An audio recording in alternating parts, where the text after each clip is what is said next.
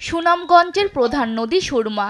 ৭২ kilometre দৈর্ঘ্যের এই নদীটি সুনামগঞ্জ, শান্তিগঞ্জ, দিরাই ও সাল্লা উপজেলার উপর দিয়ে প্রবাহিত হয়ে নেত্রকোনা ধনু নদীতে মিশেছে। একসময় এই নদী দিয়ে কার্গো জাহাজ, লঞ্চ চলাচল করলেও বর্তমানে পলিমাটি ও বালি পড়ে ভরাট হওয়ায় ডিঙ্গি নৌকা চলাচলই অসম্ভব হয়ে পড়েছে। তলদেশ ভরাট হওয়ায় স্থানীয়রা ধান চাষ, গবাদি পশু চরানো সহ খেলার মাঠ হিসেবে ব্যবহার করছেন।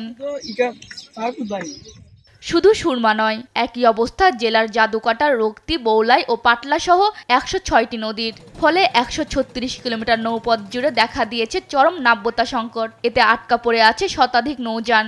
নদীটি দ্রুত খননের দাবি স্থানীয়দের। এটা ভরাট হওয়ার কারণে আমরা আসলে অনেক পানির দুর্ভোগে ভুগছি।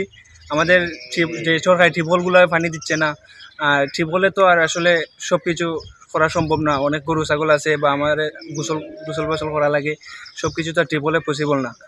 আর আমাদের এলাকার মানুষ আসলে অনেক দরিদ্র, যার লাগে অনেক টিউবওয়েল কাটতে পারেন না। আর আমাদের নদীতে যদি পানি থাকে তাহলে আমাদের অনেক সুযোগ সুবিধা ভালো হয়। ই গান কোথায় নিয়ে আমরা ভালো হইব, আমরা ই গান বড় নিয়ে আমরা অসুবিধায় গেছি, গোসলের পানি নাই, কিছু নাই। যদি খনন হয় তাইলে এই নদী খনন হলে আমাদের অনেক ভালো হবে, অনেক উপকার হবে। সুনামগঞ্জের প্রতিটি নদী রক্ষায় এরই মধ্যে প্রায় ২০০০ কোটি টাকার একটি প্রকল্প হাতে নেওয়া হয়েছে বলে জানায় পানি উন্নয়ন বোর্ড। নদী খননের জন্য আমরা প্রকল্প প্রণয়ন করেছি এবং এর দৈর্ঘ্য হচ্ছে প্রায় ৪৪৩ কিলোমিটার।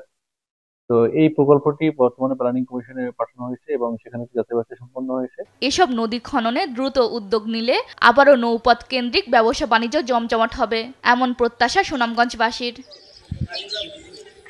নিউজ ডেস্ক, দেশ টিভি।